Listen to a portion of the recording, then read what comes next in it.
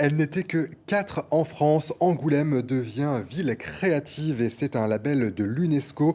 L'Organisation des Nations Unies a dévoilé hier cette très belle nouvelle pour la cité de la BD. Louise de Pizzoli, bonjour. Alors il veut dire quoi ce label?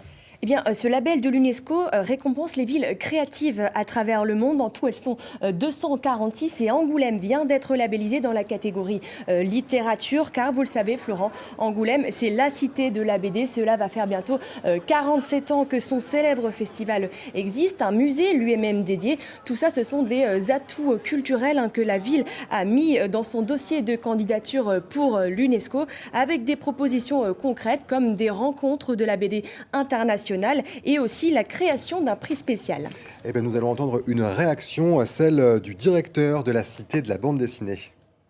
C'est la seule ville qui a ce label littérature avec le sous-titre bande dessinée à entrer dans ce réseau. Donc c'est aussi une reconnaissance pour la bande dessinée en tant qu'expression artistique par une instance aussi importante et aussi prestigieuse que l'UNESCO.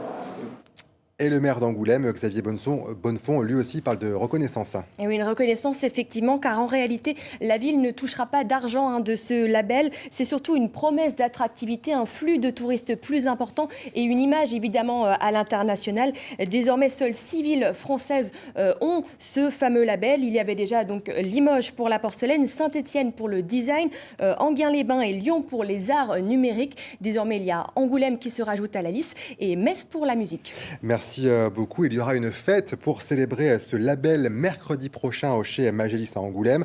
À noter que Franck Bondou, le délégué général du Festival de la bande dessinée, sera notre invité ce soir à 19h.